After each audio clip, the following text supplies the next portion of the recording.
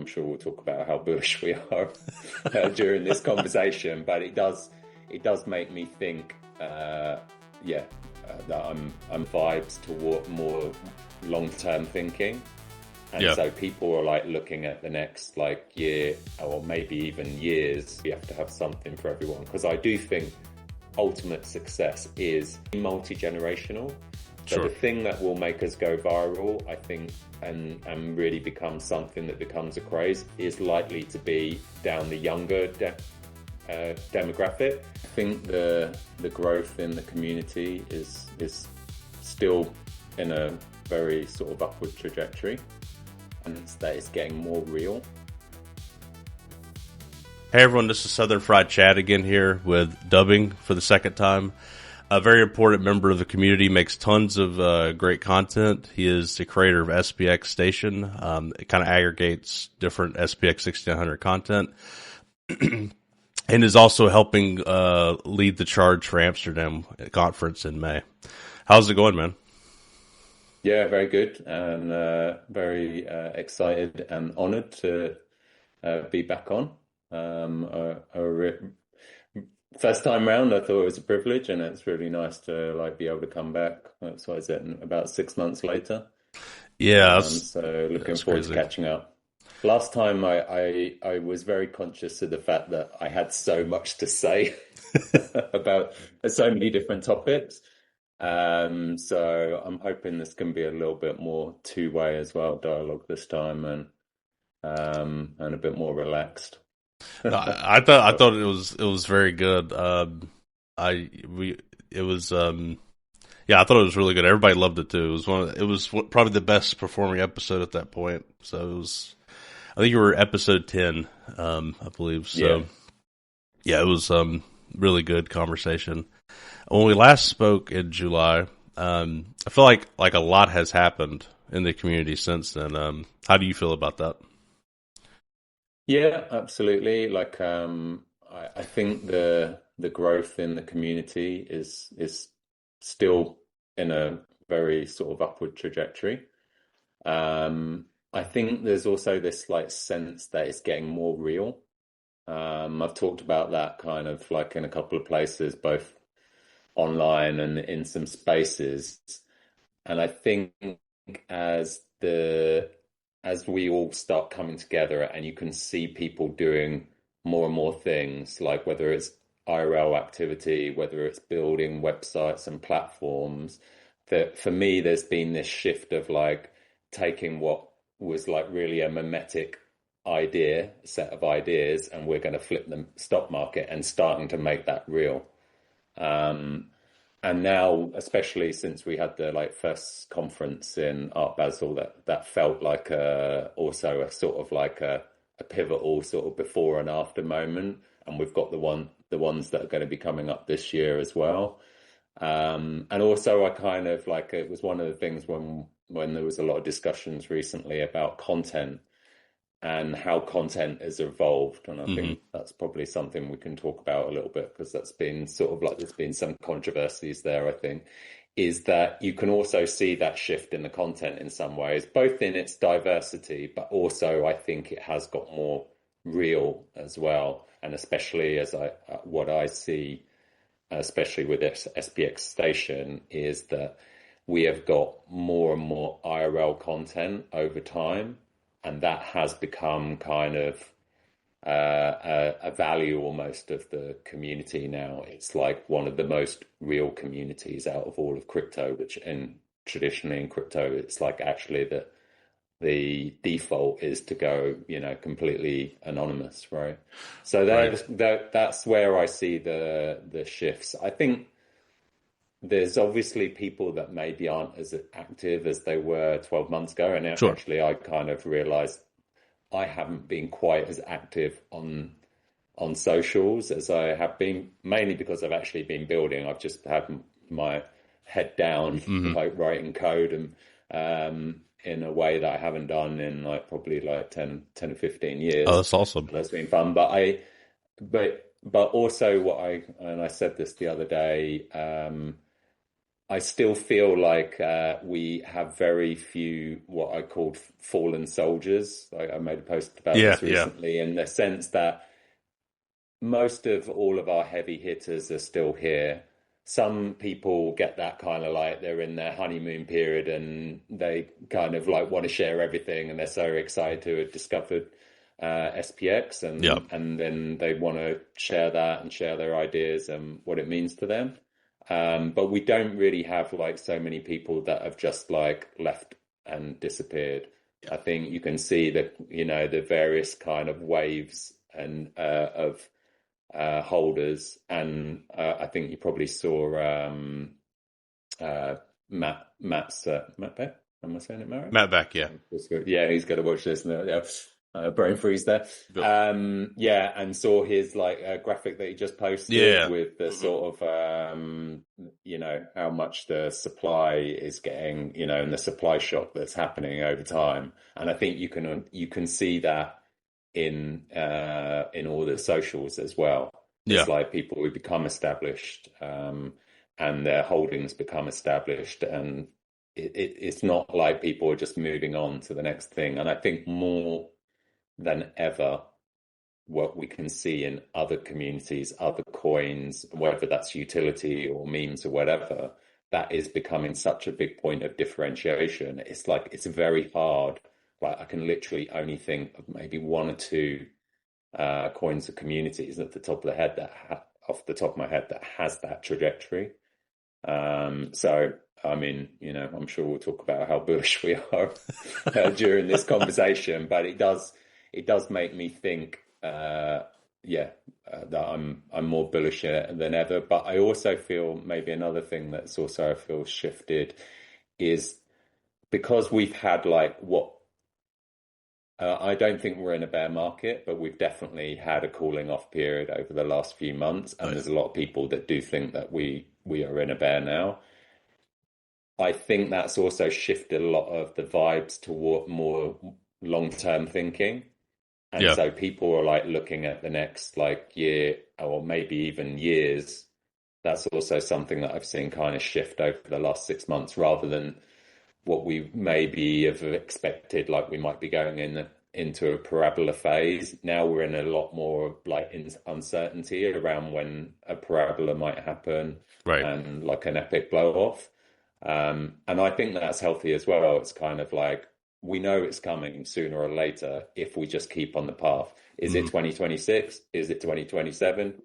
It actually doesn't matter at this point. I think a lot of people, and the people that are still active, are really in this for the long haul, rather than, okay, what's coming in the next 6 months. When we were talking in July, I think everybody was expecting the cycle. Well, a lot of people were expecting the cycle to play out.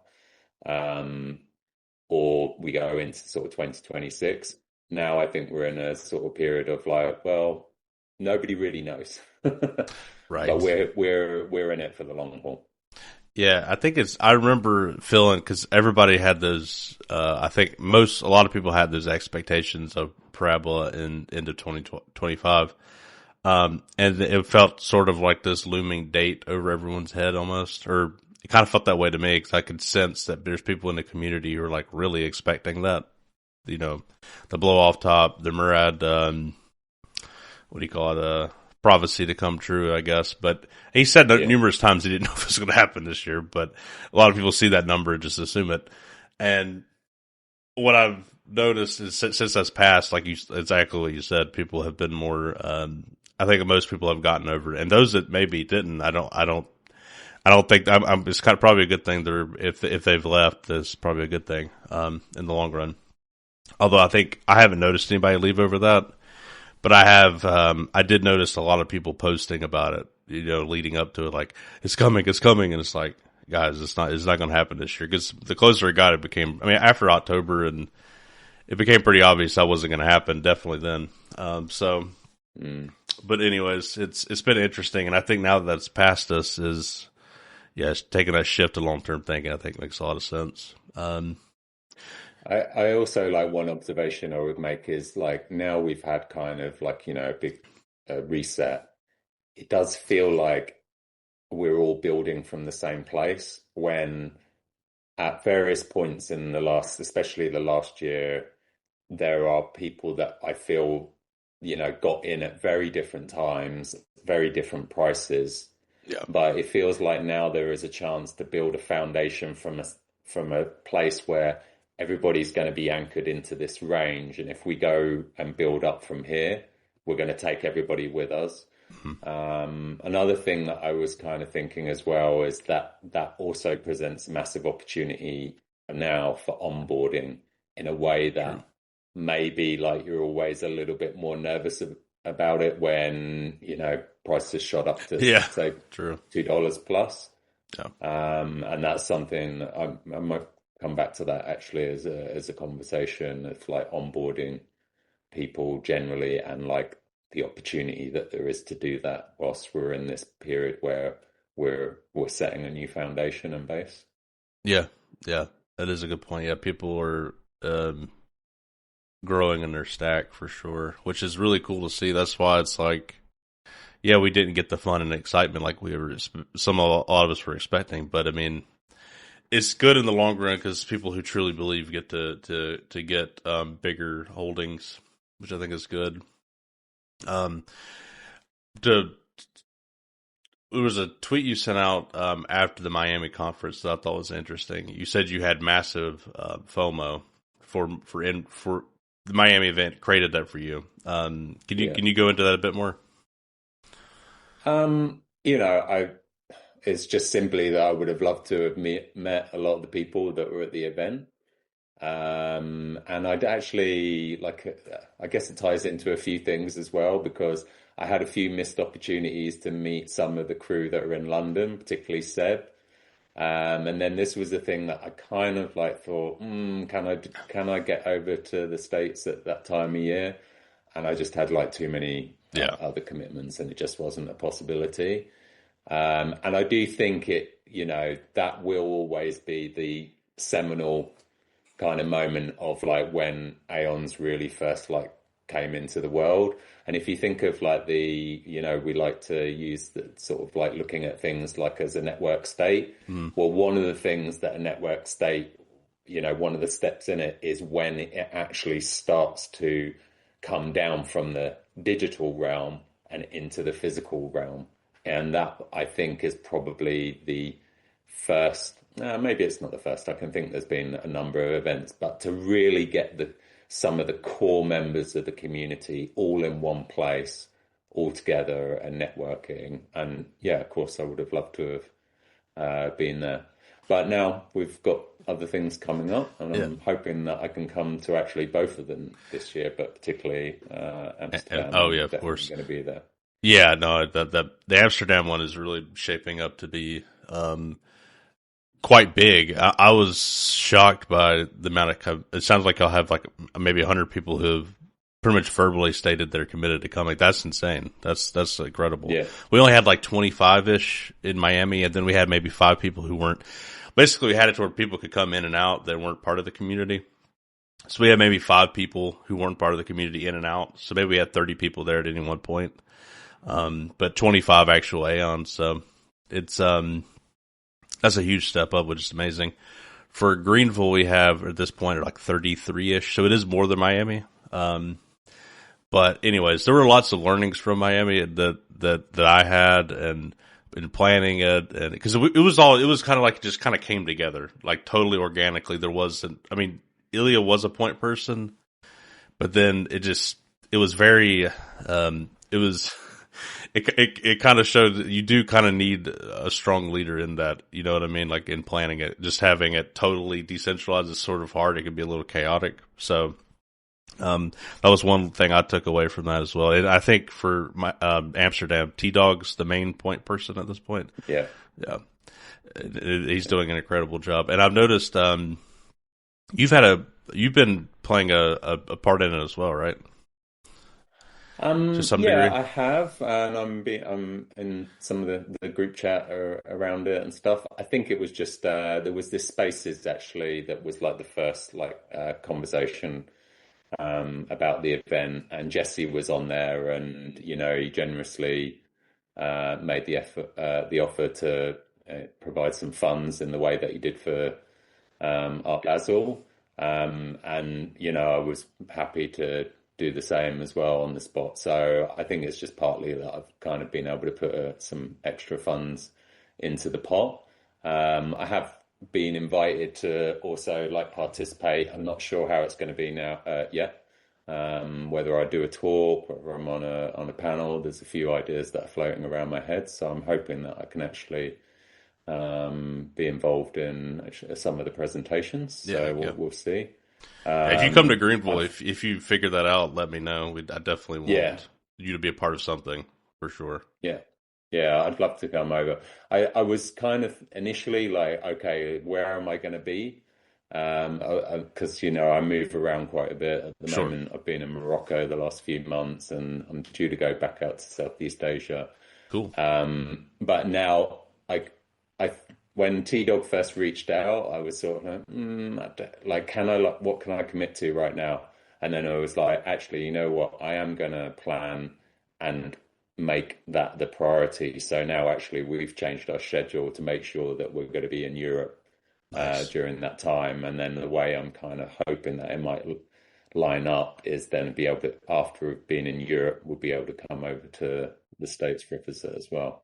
And so it's going to be like my conference, SPX conference season, basically. That's amazing. Like I said, if you think you have a chance of coming, definitely let me know, because I definitely want you to be a part of something. But also we do plan to integrate virtual more. We had it a little bit, but not much. I mean, we did the live stream, and we had like a Q&A for a minute, but it was kind of hard. It wasn't totally planned out the best probably, but I definitely would like to do more of that, because Matt Beck said he's probably not going to be able to come, but he said he still wants to do he wants to be a part of a panel or something. So I could see wheeling out like a TV or a screen, like having him, you know, be a part of it and doing it in that kind of way. So yeah, I think I might have even mentioned that on your form, is that I think we could have some keynote speakers, and we've got some very high profile people that have like shown their support for the community. Yeah. And even if we can just have them there, you know, virtually, yes, beaming in, I think that would be pretty amazing. The other thing that I've been thinking a lot about, and this is something that we talked about around Amsterdam, is actually like how we involve people that are in the location that are non-Aeons, and try and get them involved and check out what's going on. Because I think it would be like, I think it's already going to happen, that there's going to be some IRL shilling on the streets of Amsterdam in the run-up to the conference. So Seb, unsurprisingly, he's already said that he's going to get there a few days earlier, and I think there's a few others involved in that. And I think what would be awesome is finding a way to get those people off the street, even if we let them come for free, and get them involved in some ways that like allows us to like grow in that moment, and also like, you know, see, you know, test our ideas with people that maybe haven't already drunk the Kool-Aid in the ways that we have. I think it could be really fun. So yeah, there's those two threads of the two things that I thought is like guests coming in from the outside that might not, you know, make a time in their schedule to come all the way to an SPX conference, right? And then like how do we engage with like regular people who have no idea what's going on with this movement? I think that was our idea and goal in Miami too. I think, I don't know how well that outreach part worked as because it was just kind of chaotic for us. I think that's going to be, I think it was difficult for Miami, at least, I will say. So that will be, maybe y'all can pull it off a lot better than we did. I hope y'all can. That's not going to be something in Greenville. I mean, Greenville's not a big city. It wouldn't really make sense. But yeah. But I do think it's a cool idea. And if you can pull it off well, I think it'll be awesome. So. Yeah. And Amsterdam seems like a perfect place to do that. Yeah. The other thing I was thinking was like, next time there is a big crypto kind of conference. How are we going to align with that? You know, I know Spacey was at like the last token in Singapore, but I do think we're like maybe ready to like you know, infiltrate en masse like a big crypto event if the right one comes up at the right time in the right place. Because I don't think we've done that at scale where we could actually like take over like and be part. I mean, ultimately, I could see us being a whole track at the right kind of conference, but at least that there would be like some sort of side event that you could kind of get all, you know, get in front of all the attendees. So I think that's something for us to keep in mind, maybe like later on in the year when some of the like bigger events come up. Yeah. I think that's a good idea too. Attack it from all different fronts. And I think one of the coolest things that the live streaming was really cool because there ended up being like over, I think it was like 800, I think over 1,000 views, over 1,000, it was like 1,500 views during the event, but it ended up being about 1,000 unique people, which I thought was crazy. So that I think the virtual component is super important because also when the event is over, you know, people can reference it. And I think one thing I wish we would have done better too in Miami is the live stream was I'm glad we did that. The quality sucked because I was not prepared. The Wi-Fi sucked, which I was not prepared. But, you know, it's just some things like that we were just kind of, it was experimentation, but we still put something out and people enjoyed it. But I think one thing we could have done better too is content outside of we could have done the live stream better, of course, but then also content outside of that, like documenting it a bit better. That could have been done a lot better as well.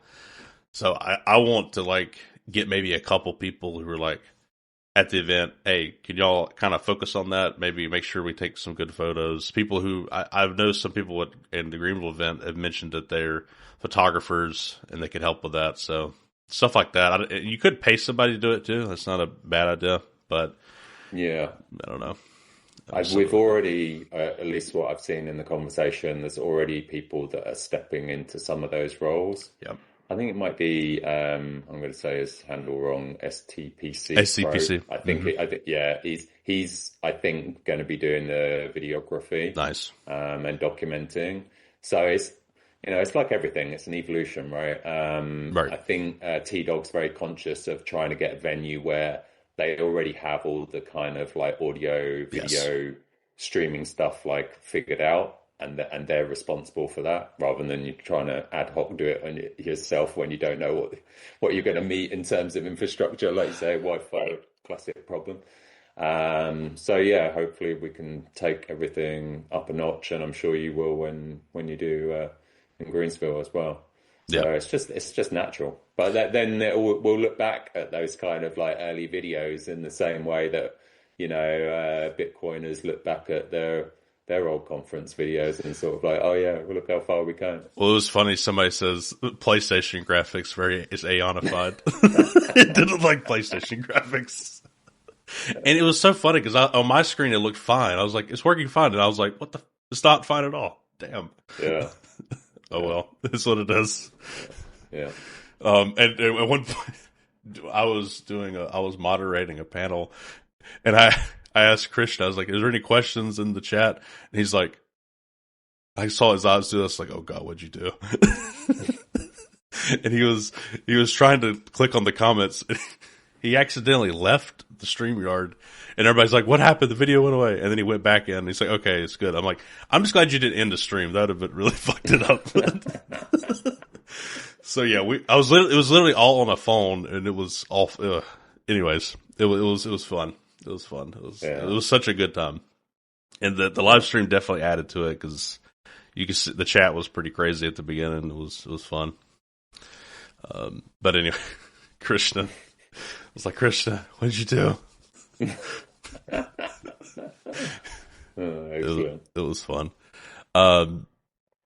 But yeah, I think so. And I can speak personally. Even if all the things we're trying to do don't work out, it's just 100 people or 50 people or 30 people gathering together and having a good time. It's worth doing, honestly. Like, even if all the extra things don't work out as well as we think it will, it's still amazing and worth doing. But Yeah. yeah, The other, another thing that and I think I commented this somewhere, is you cannot understand or realize what people gathering in a place physically does to relationship building, basically, and like what the like consequences of that will be down the line. And I'm sure that there are some really important bonds that got made in that conference, and like friendships established in a way on another level, which I already think is very strong in our community because of the values of the community. But it will take things to the next level, and that absolutely will happen as well in Europe and in Amsterdam. Even if it's a complete shit show, that will become the trauma bond for worst. everyone. Yeah, that's like worst case. It's going to be a fun, awesome event. And I think that's very, very unlikely. No, I know it'll be well done. I know it's going to turn out great. But I'm just saying, there's always that baseline. It's fun and amazing. So yeah. And it is going to be. What I'm really curious as well is like where we're going to be in May. Like generally in the market and as a coin. Same for it's June, isn't it? It's June, end of June, June 27th. Yeah, and sort of like that kind of sell in May, go away kind of like period is normally where a lot of kind of like peaks in the market happen and stuff. It'll be an interesting time to see where we are in another 6 months. Well, and the beginning of December when the conference was, that was not a great time. It was a very negative sentiment time, and yeah. And people still came, and we still rallied. It was great. But yeah, I definitely, it will be nice. It'd be nice if you have it right when things are peaking, because that'll just make it more. I think that would just automatically make it more exciting. I think more people will like.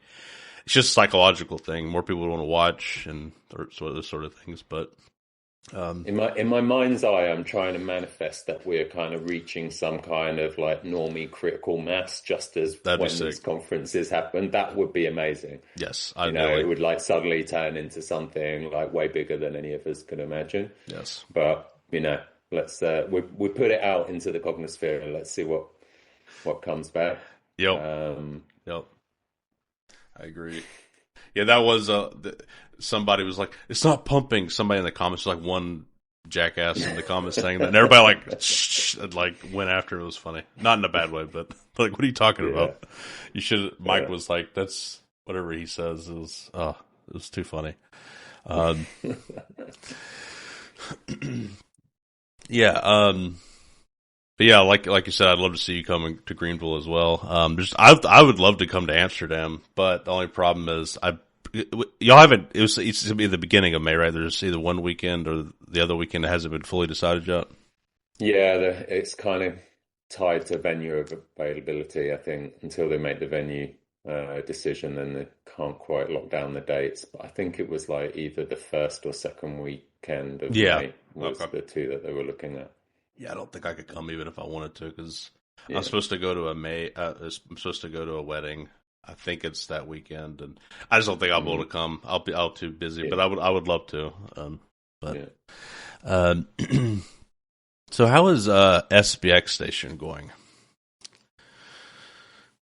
Well, it may not look like it, but I've been working very hard on the code and the application for SPX Station for the last 4 weeks, and I'm actually just reaching a point where I've like developed a foundation, because as I started the project, which was really just to kind of like, for me to get better visibility of all the great video content that does often get posted onto the timeline and sometimes missed and sometimes people don't see.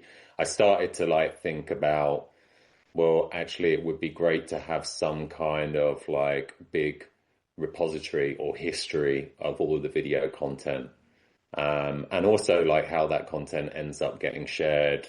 And a long-term goal is to really make it multi-platform as well. It's like not just to like track what's going on X, but to see what's going on YouTube and TikTok and so on. And to facilitate that, I need to be like, at the moment, I do a lot of stuff by hand. I have this little browser plugin that I've made that I can basically like clip posts as I go around and track them and tag them and say, well, Oh, this is nice. an in real life one, this is a long form content. But that is a manual process as much as I've got to like go through, today's posts, add them all in.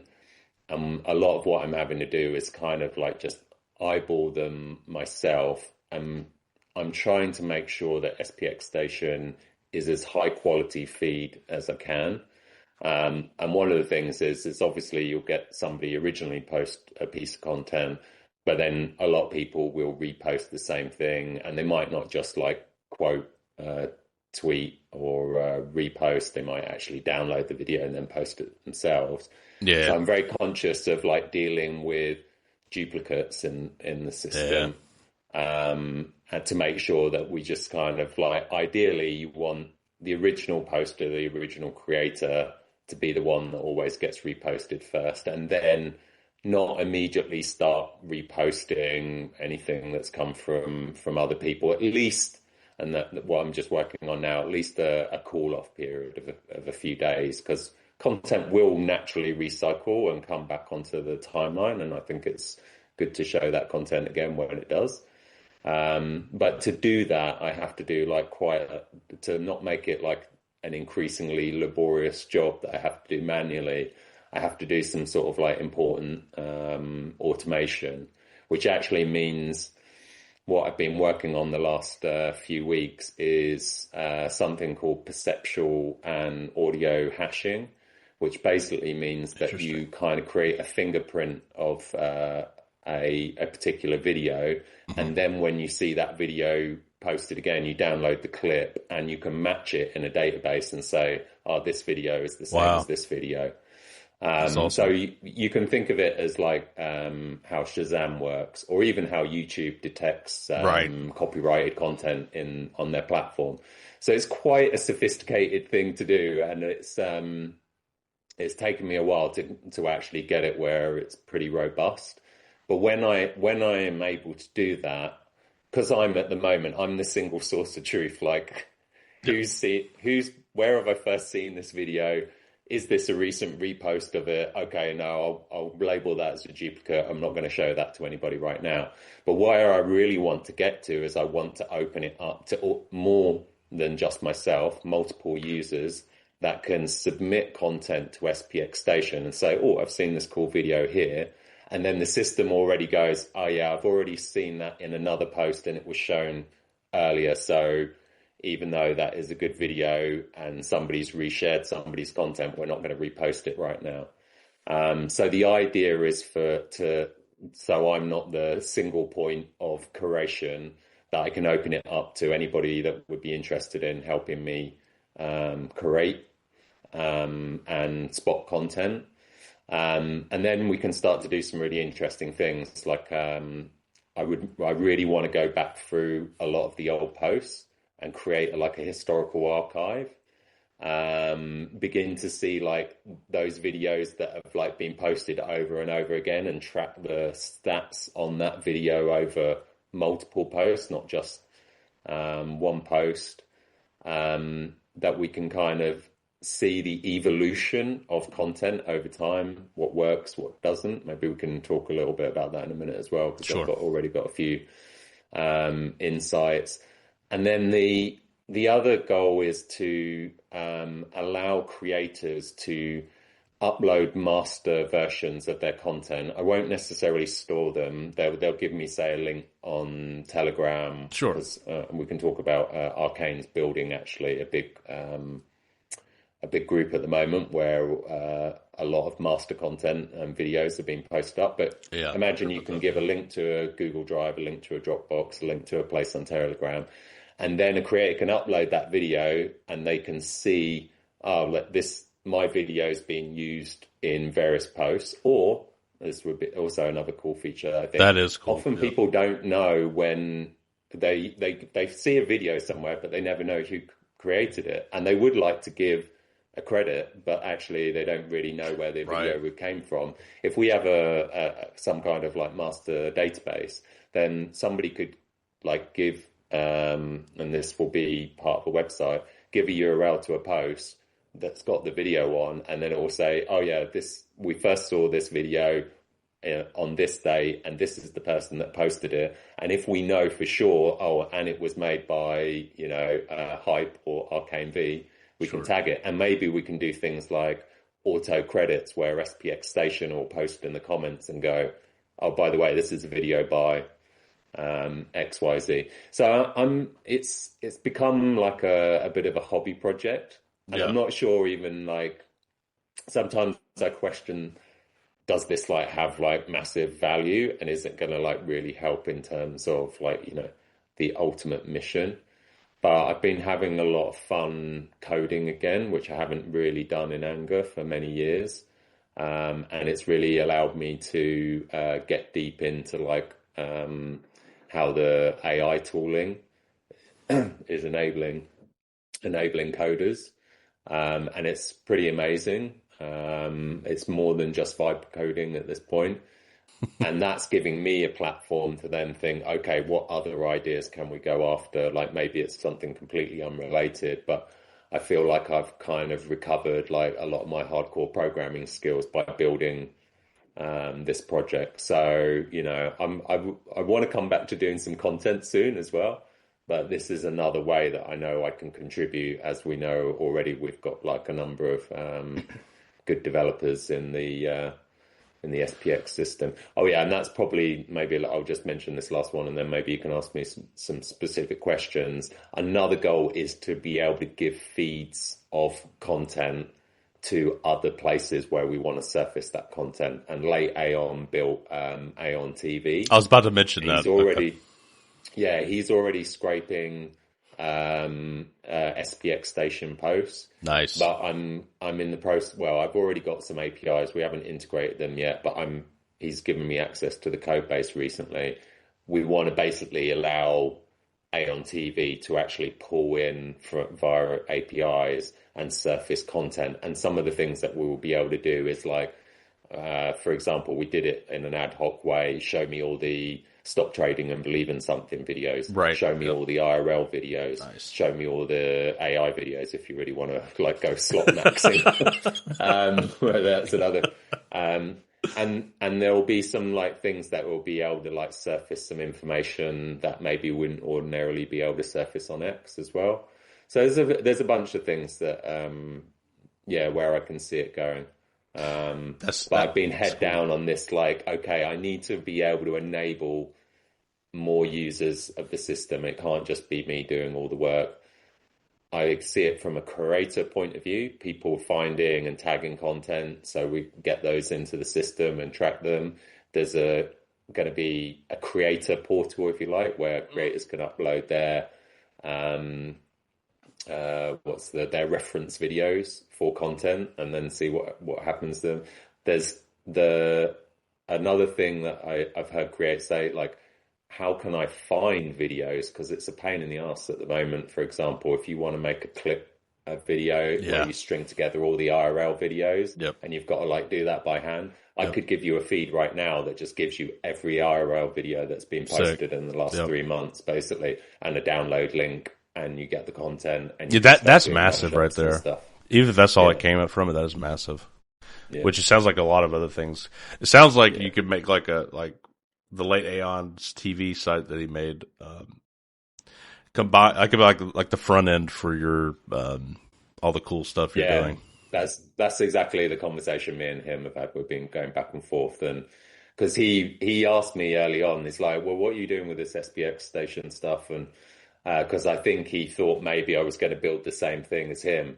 And then I said, well, actually, no, that isn't like the intention, but I can give you the feeds into Aeon TV. So there's actually a really nice synergy there, basically, between us. And I might end up actually making some of the changes to Aeon TV. And the other thing that's happening that some people may not have some visibility of right now is Arcane's been setting up a TG group to like gather all the like really like big like SPX station assets, and from people like himself, from Hype, and I think Spacey's on there, STPC is on there. I've been added recently, so we can kind of like have a place where all the high quality versions of all the sort of like, you know, what I normally tag in the system as hype videos, like the real sort of like high quality epic stuff.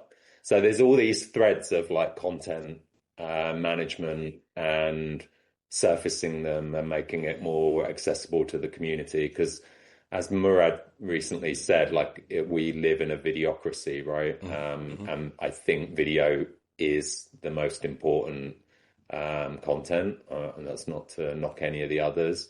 I'm not at all. In fact, actually, I love some of the artwork that people do. But when we look at like what has the biggest impact on socials, it is obviously it is often video, and especially when you've got places like TikTok that are, you know, really like video first kind of platforms.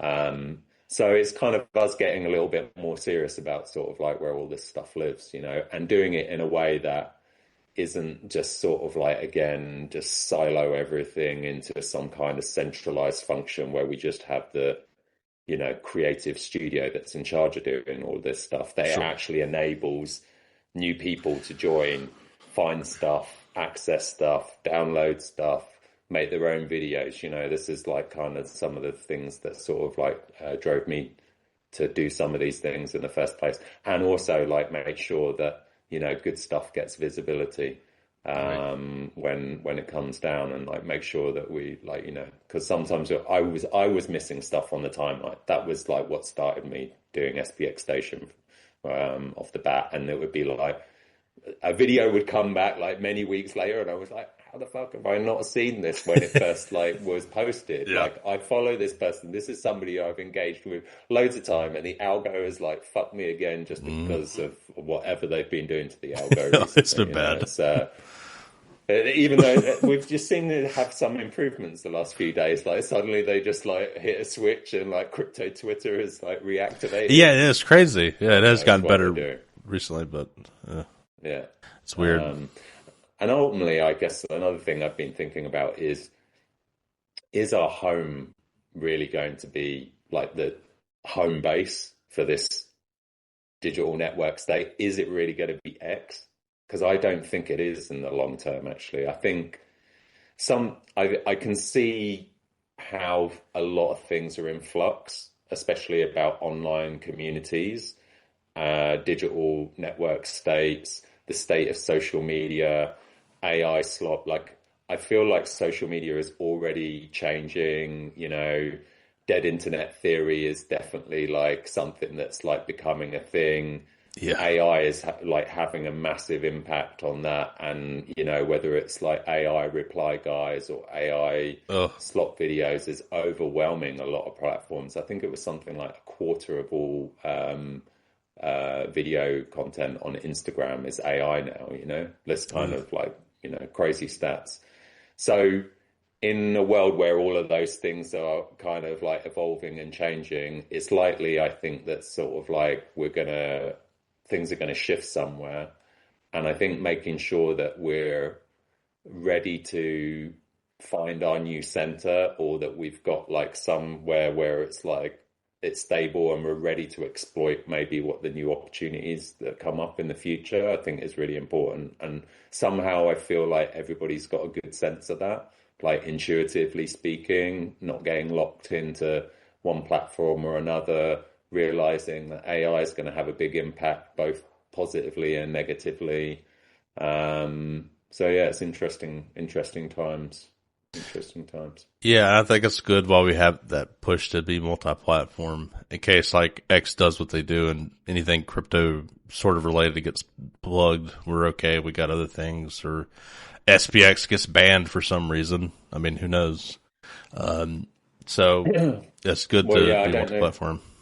I don't know whether you saw, you know, recently that the UK and the totalitarian state that is becoming were tabling, like, you know, banning X completely, as were some other EU countries, because the Grok Imagine stuff was being abused, basically. And I do think these are like very real threats at the moment. There's this escalation of like censorship and control. And actually, in some ways, I can understand, like, you know, if I can at least understand the horror at like people using AI to like undress women. I'm like Oh yeah, it's totally awful. not Yeah, on board with that. So that could lead to some black swan kind of events where, you know, some country decides to, you know, take a stand on some level. I don't agree with censorship in any way, really, for the most part. But I do think we have to be prepared for, well, maybe not prepared. Let's not take ourselves too seriously. But I think it's good to like have like that thought about, yeah, things could change. Like, don't take yeah, things for granted, and actually like increasingly like thinking about how we can build SPX kind of like native like infrastructure for the community that isn't mm, like actually just like, you know, a guest on some proprietary platform, whether it's X, whether it's Reddit or so sure, on. And I think if SPX gets to the right kind of like scale and size, we'll need that. We will actually need that. Yeah. agreed, agreed. I think that's. I think there's a lot of real uses that can happen from SPX Station and the work you're doing there currently. That would be very helpful. I just thought of one. I mean, you could to be able to find clips is definitely good for sure. But I don't. I kind of feel weird about this because I do think we should have curated content. But I know that the competition. I know what they're doing, which is Opus clips or some variation of that, and just pumping out 50 clips of, you know what I mean, like just tons and tons of clips incessantly. So it's I'm not saying we should do this, but it's just a thought. You could run your database. So all you have to do to feed Opus or one of these things is just give it a link. You Yeah. could do that and just create massive amounts of clips of this content. Yeah. Just because I feel like you have to kind of fight fire with fire. So if you're trying to get attention, if there's thousands and thousands of clips from nonsense or whatever, you almost have to fight back with that kind of firepower, if you know what I mean. But I don't know. I kind of Yeah. feel mixed feelings about that, but that is a fault that you could do with that. It's an interesting one because this is like maybe touches on some of the debate that's happened recently and, you know, quality versus quantity, AI slot versus, you know, something that's like actually made by real humans. And I actually think we already do a very, like, if you look at like what SPX Station basically does at the moment, it's pretty simple. It looks at the number of likes and reposts, makes a score of that, and gives a bit of a weighting so that smaller accounts need a lower score to get a repost, and big, very big accounts like Murad's like need a lot more. Um, but it's rare that like something crap gets reposted on on a SPX station because actually the community is pretty good, like judge and filter of things. Things will kind of like get a number of likes and reposts if it's something actually worthwhile seeing. So I think that is important that like everybody like remains discerning about Mm-hmm. what they do. And yeah. So because it's a very important that like when people I think engage with the community that they like feel like what's happening here is that they don't like it's been funny watching a lot of like all the influencers like crash out about oh God my like well it turns out that now my 200,000 followers like We're all it turns fake. out that now they were always 90% bots, but now they're 90% bots that can make AI replies through the ChatGTP or Opus API, and they're just getting bombarded with stuff. And we actually don't have that much in the community right now. So I'm Yeah. very conscious of like what we've got to do to like preserve our culture, our discernment, to make sure that Yeah. like when people actually do like come from outside into the inside, they're like, oh well, like I'm having good conversations, there's good content here, and so on. But I also think, like you say, there are massive opportunities that we can be leveraging AI to get the message out further and wider for awareness. So there's kind of a bit of a tension between those two things where we want to get more eyes, and if we can kind of, you know, automate that kind of like a part that's like building more awareness and getting people through the funnel, then that's great. But also we've got to kind of like make sure that we don't end up just becoming another place where you just like all you see is Slop. low effort, low, what I would call kind of low depth posts, right? Where people just sort of rabbit out the same memetics and so on without actually like maybe pouring a little bit of themselves into what they're writing, Right. their their videos, their images, and so on. Right. And I was So more. it's a challenge, but I think we do. I actually think we do a very good job. As much as there's been some sort of consternation around it, I actually think we do right now. We do a good job of that. Yeah, and I was more thinking about like TikTok and YouTube Shorts and Instagram because I feel like, Yeah, I mean, whenever you're in the algorithmic whatever, the real thing, the short thing, I don't think anybody's thinking about any of that. You know what I mean? I think no, it's just content. So that's more I was talking about increasing the firepower on, not like X or Reddit or yeah, long yeah, form YouTube stuff like that. That's sort of a separate algorithm too. But Instagram yeah. Reels and TikTok Shorts and YouTube Shorts, it's like Hmm. it's kind of just whatever. So if we got more out there, maybe just to get more eyeballs. So that would be where I would think that would make sense potentially. And even then, I still feel a little bit of hesitation for the reasons you said. Yeah, But like X, I don't think is the good. I don't think there's not really a good way to just like watch shorts on X. Although technically you can get into that mode where you can kind of do it, but it doesn't really work that well. So I don't think yeah, X would make sense to overload it. But I don't know. It's just a thought. yeah, Is yeah, But yeah, even beyond that though, I think there's lots of use cases too of just finding content to use for your content. Which I used to do that a good bit when I was more focused on making shorts. Now I just make it for my podcast, so I don't really have to rely on that too much. But yeah. um, for people who are just trying to dip their toe in the water too and just like make stuff, it'd be cool to be able to look at all that. So yeah, I think it's just an awesome idea. And then potentially using it as a front end for like Aeon TV, and so where you could go there and just like watch Aeon stuff, which would be really cool. But Yeah. it's very Or exciting. anybody that ultimately wants to, create front ends, or websites, or Right. whatever, where it's just makes it very easy to pull in some stuff. But I think that's also, we do want that kind of proliferation and diversity. So, everything with anything that's decentralized or open source should provide as many tools as we can so that people can go and often do their own thing and create and maybe you know out of all the so a dozen new websites get created off the back of it, but one of them for some reason has some special sauce and some special magic and gets some traction in ways that we can't imagine. I think that's always a really important thing to think about when it comes to discovery and growth. Like as I'm speaking a little bit of my startup world, you have to explore the unknown spaces, and nobody knows what lurks there and what is actually going to work sometimes, or just happens to be the thing that goes a little bit viral or gets Right. momentum for some reason. So the more people that we can enable to be doing that in some way and making it easy for them to do that, the better. Yeah, Because that's they're amazing. Yeah. yeah, Yeah, yeah, I'm just thinking back on whenever I first started making videos. If I'd have known that existed, if whenever that exists, and if I had known it at the time, and if that was a thing back then, I would have absolutely used it. Speaking yeah, personally, there's no yeah, doubt about it. yeah. So yeah, I think it's definitely an amazing initiative.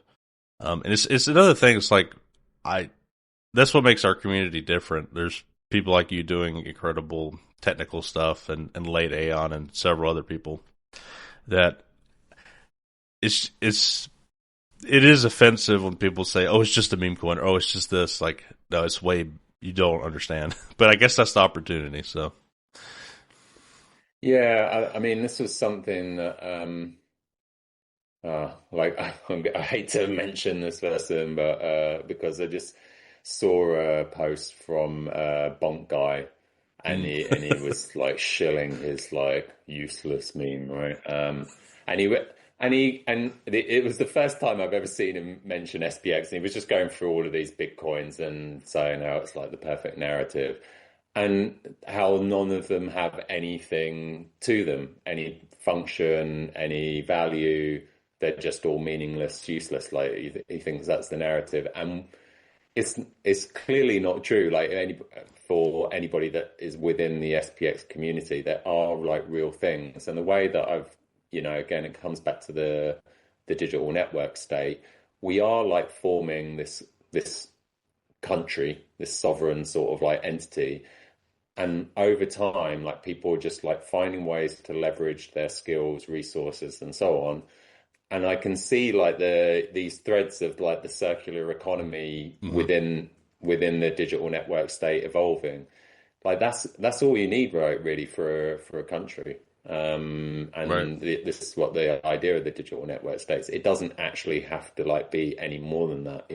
Like we don't need the technical innovations that like maybe you would have looked at in crypto before. It's much more of a social innovation because we already have the rails in which to create our particular digital network state. And then it's just a question of like how people want to like use their resources together to like create cool things that have value, have meaning, and so on. And yeah, I do think it's one thing that I kind of struggle with sometimes, because on the one hand, I want to sort of like say how SPX is the leader in the, like, as far as I'm concerned, in the meme coin space because of the size of its community, because of the scale, because of the depth, because of like just how people are DCAing, the diamond handedness, all the things that we kind of look at. But then on the other hand, it's like, actually, we're no longer comparable to these things. We're not the same as just another one of these coins because of all the stuff that's been happening, especially since, going back to like what's happened in the last 6 months, right? So it's becoming something more real. And I guess this is like where we get into the sort of like movement coin idea as opposed to as a meme coin. But even that is just like actually like in a very raw way, it's just people who have a lot in common, share a lot of values, integrity and all the other things. And they like basically want to like kind of support each other so that the sum of its parts is greater, than any one individual. And we're doing that. And that has no limit. It has no kind of like upper bound, and there isn't anything that we can't decide to like go after, in growing basically our alternative stock market, our alternative economy, so we can leave behind the old systems and build something that's like more aligned to us, right? So yeah, it's interesting. Like I struggle with that one, it's like how to like really start to differentiate ourselves and say, well, actually, we're something different now. We are built different. It's become something that's clearly not comparable to a very superficial, nihilistic kind of meme coin. But at the same time, we still kind of like, that's the first thing that other people will compare us to in the crypto space, right? And it's also an important thing when we think about like how we're going to onboard more normies from outside of crypto, and make sure that, because I think if the first thing that you say is, well, it's a meme coin that's trying to flip the stock market, that could put a lot of people off, right? And I don't think we've quite cracked that messaging yet. And it's something I've been thinking a lot about, actually. It was something I thought I'd share. Like one of the things that's on my to-do list at the moment is I'm going to do a massive like outreach to friends and family and like come out in my, let's call it like my my kind of like conventional life. Sure. And I've been kind of like thinking about how do I put together like something that like will have the best chance of onboarding all those friends and family. Like, what do I start with? Do I hit them with like a Arcane V video that are like my favorite one? Do I hit them with like my thesis? Do I hit them with, okay, like, look, a lot of you know that I've been in this crypto space for a long time, and I was an early BTC person. This is the only thing that I've been involved with that has given me the same vibes. Like, where do I go and how do I do it in a way that like establishes some credibility and something that like quickly like switches them on, saying actually this is built different and I should look deep a little bit more, as we say, look deeply into SPX6900. I think that's going to be my next kind of like big bit of work, basically, is like trying to, at least for myself, but I think everybody should be thinking about is like, okay, we're at a point now, especially where what we talked about earlier, the price is at a certain point where it's like this is a good moment to bring people in. How do we do it? How do we go about doing that? Yeah. Thank you for watching Persist Forever. Please leave a like, comment, and subscribe. Now back to the episode. Yeah. I think, just personal opinion. I think leading with the, your credibility, like, hey, I was early on Bitcoin, and this is something super special, like how Bitcoin felt to me. I think that's a very good lead-in for a lot of people. It's like, okay, yeah, all right, well, that's interesting, and then you could hit them with the thesis. And I feel like the video part, the arcane video, hype video sort of thing. I think that's, I don't know how, maybe I'm wrong, but I don't know if that resonates if you've never heard of it and you see it. I don't know, maybe it does, but I feel like that would make sense later, at least in my head, when they've heard it a bit, but maybe I'm wrong about that. It's different strokes for different folks as well, right? In the sense that, like, for example, I have a lot of friends that are in the sort of wellness, spiritual world, and they would like intuitively get the vibe of like where SPX is coming from on in a number of ways. And I think that some of those videos that would really resonate with them like very early on. And because the production quality is so high over like a hype video or arcane or whoever, I think that would kind of like also give it like some credibility. It's like if somebody's gone to the length to actually make something like this, that just already indicates like a level of passion, whoever's behind that. So yeah, it's hard. But then I also like know that like there would be some of my friends that would just sort of like absolutely roll their eyes at that. And they need to be convinced of like it would be much better to show them Matt Beck's chart basically and just sort of like so, you know, it's a good chart. Like what's happening here? There is no chart, but that's a good one. Yeah, no, it's so it's kind of it, but I do sort of like, for me, I want it to come from a place of like, okay, like I've already dedicated like over a year of myself to this community, and it's like kind of taken over my life in some ways. As my girlfriend, if you she's got headphones on, that she would like tell you.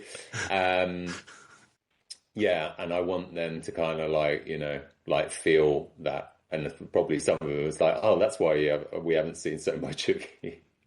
Been totally obsessed on this thing.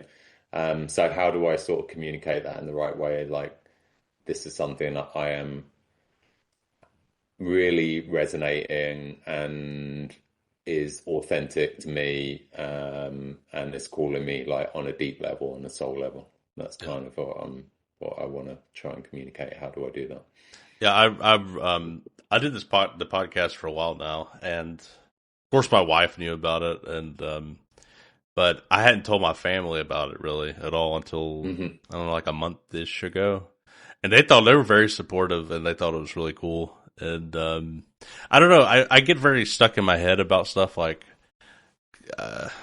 I don't know why, not like a shame feeling, but just like embarrassed almost. Like whenever I get passionate about something, there's always this part of me that's, especially with people that I know really well, that I have hesitation to share something with, because I feel like, am I just crazy? Am I doing something? You know, all these doubts in my head.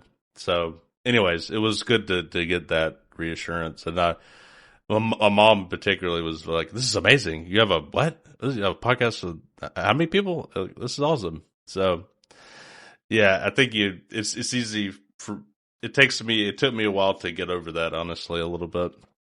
But I think at least for me, that's a part of it. I've definitely got some of those reservations as well. particularly like I am seriously considering, because I don't know when I last posted something on LinkedIn. It's getting probably close to like, I don't know, there's maybe been a couple of very minor things, but I haven't really been active on there for the last like 7 or 8 years plus. Yeah, it's probably longer than that. And I want to drop a big thread on there just to like see how it goes, because I'm at this point where I know I'm never going back to that kind of like professional world, like one way or another. I just don't think, for various different reasons, I couldn't go back there. I don't think I would be taken seriously now at this point, in terms of like my credentials and my career. I don't want to go back and like work for anything that has anything to do with 500 or any other of the major stock markets of this world. But so I kind of like know I can like burn that bridge like permanently, and I think I can Set like it have some like ablaze. fun, yeah, have some fun doing it. And I think the thing that I come back to is actually is the is that people are feeling like the pressures of what's happening right now with, the impact of AI, particularly, especially in my old professional work in the tech world, like that's setting like people up in arms in all sorts of ways, very disruptive. I think we can all sense that like there's something very sort of like fake around like what the stock market is becoming, what companies are doing to the planet in the name of profit, or doing to mines in the name of profit. So all of these things are in the mix, and we're definitely reaching some kind of crescendo. So I feel like I can like really sort of like, drop a grenade in the air basically with a lot of people, and it'll be very interesting to see Yeah. like what kind of reactions that I get. And that for me is ultimately like, if something's got to become more real, it is that like this is a protest movement on some level. Um, that's kind of what I think can like really, Yeah. take things to the level that we think it can become, where it really does become a sort of like, this is my way of like sticking it to the man in some way and saying, I'm not happy with the way the world's trending right now. Yeah. Seb is probably our best example of the protest thesis. Uh, so happy that he's. I could never do that, to be honest. I would clam up very quickly. But I'm glad some people can. He doesn't care at all. So, and he seems to really enjoy it, which is great. It is like, I think Murad called it cringe maxing, right? And like he is just the master. He like absolutely has like no, there's nothing that he won't do, and he put himself out there, and I have like the highest respect for that. I think it's a really very strong character trait, Yeah. I'm definitely like way too self-conscious around sort of like what people are going to think of me in many different environments. But I do know that I'm going to get dragged into some of this IRL stuff sooner or later, especially after he saw what Seb got us all doing at Christmas at the Oh SPX yeah. London Yeah. That Christmas was great. party. That was great. And you just have to go along with it. And actually, that I do think that is something that we all have to like, push through some of our like discomfort, because it is so powerful when you do that. People are actually willing to kind of like put themselves out there and don't give a shit on some level. And that does show like how much you really do believe in something as well, And I'll throw Ruben in there as well, who goes out with him quite a bit, and his sister. I can't remember her name, but yeah, killing it. It's great. I'm forgetting her name now as well. Yeah. But yeah, I hate to say it. I think of her as Seb's sister. I shouldn't say that, but so I think of her at this point. But is it Molly? I think that is it. Yep, that's it. Yeah, I would have known. I would have recognized it if I saw it. But yeah. So it was actually really, really awesome to meet all of them in London, and it just really confirmed my belief that there's just like so many genuine, good-hearted, authentic people in this community. like everyone that was there that day. You know, we always used to, like, I used to be in charge of recruitment actually at my company, like when I had a small company myself. And we did always have this like one little question that when we were reviewing any candidates, and it was sort of like, is this somebody that you could go for a beer with, basically? That was like, and all of those people, I'd be more than happy to have a drink, whether it's alcoholic or not, anytime, you know. Yeah. Really great. Yeah, that is a good question for sure. Yeah, it's kind of, I work in I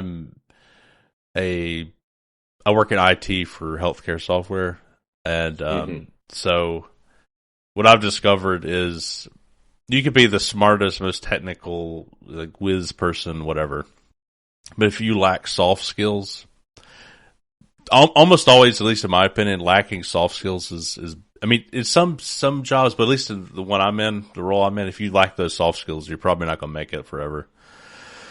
Because you have to be able to communicate with someone and connect with someone, and that's like very important. I think that's not emphasized it's not emphasized in college and in different places, at least in the U.S. And I think it's incredibly important to have those soft skills. But at least in my experience, because I mean, being nice, it's like a lubricant for the gears almost. Doing that just makes everything smoother. If you're got a bad attitude or you're like hard to communicate with, it just, people don't want to communicate with you, and then you're like a choke point to some degree.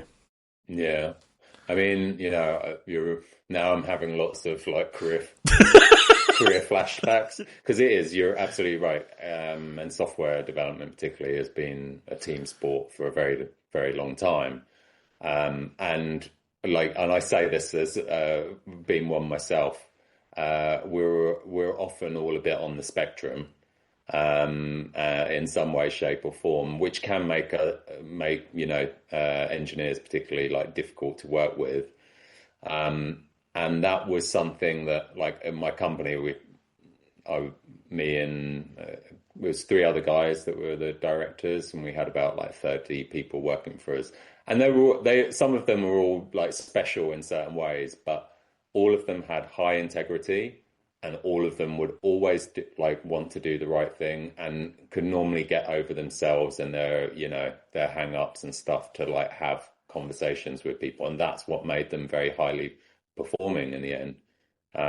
This is a very famous book called The Art of Consulting that kind of goes back a little bit, but basically it says one of its kind of like big insights is that it doesn't matter, even if it's like some low level BIOS for a PC that's got some bug in it, everything is a people problem. When you really trace it back, in the end, it's some kind of miscommunication. It's some kind of thing that like somebody didn't care about, wasn't responsible for, or didn't understand because they didn't have enough conversations about things. So it is very important. However, one of my things that I've been playing around with in my head recently with the kind of AI wave is whether, so back in the day, if you look at like the whole history of like tech development, it was like some like one lone weirdo that were a complete autist, basically, to be able to like code in things like, especially game development. It's like one guy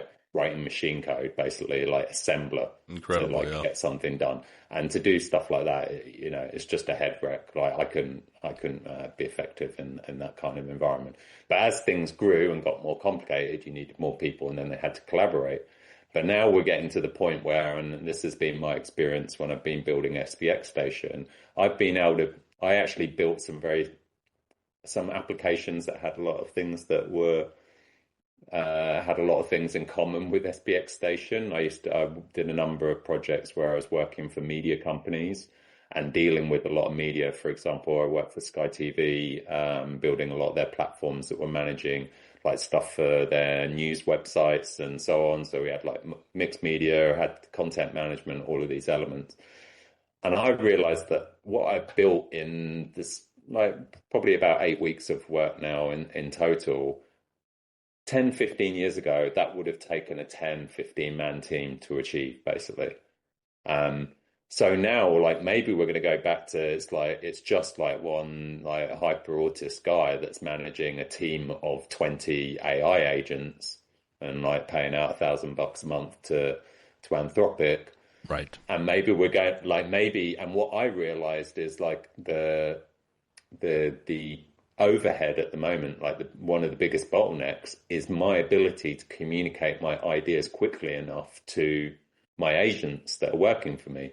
Right. And if you kind of like have a team of people, then that's going to really become the bottleneck in a lot of these software teams. So maybe you're actually better off just having like one generalist person that's orchestrating a massive team and just being their little Napoleon over all of their agents. And so it's kind of going to be very interesting where things are going in that way. Like, where is it going to be important to have all the conversations? Where is a team of people still going to be very important? And how much will we be able to delegate out to sort of like the AI agents that are going to be doing a lot of the grunt work for us soon? So, yeah.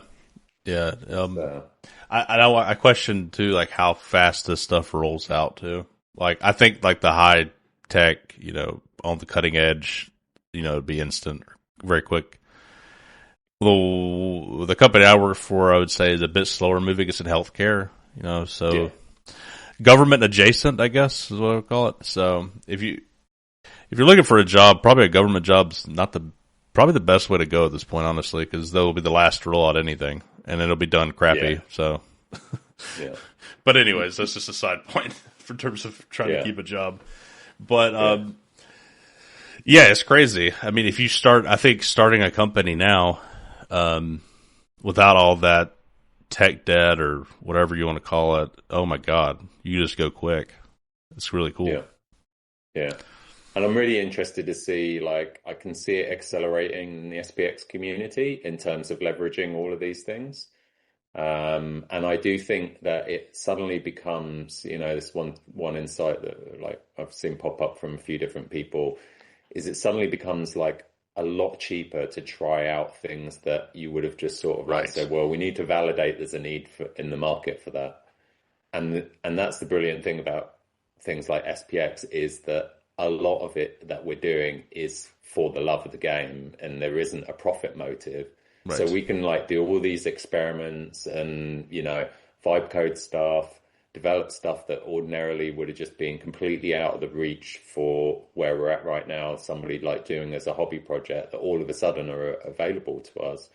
Same thing for a lot of the video stuff, as much as I know that that's also a bit of a controversial topic, but we can like leverage those tools to do things that just would have been impossible. Like I can already see where we're not far away now from the first kind of like mini shows or mini films being produced out of that world. Mm-hmm. And then like, SPX, the movie, like might not be like far in our future as well.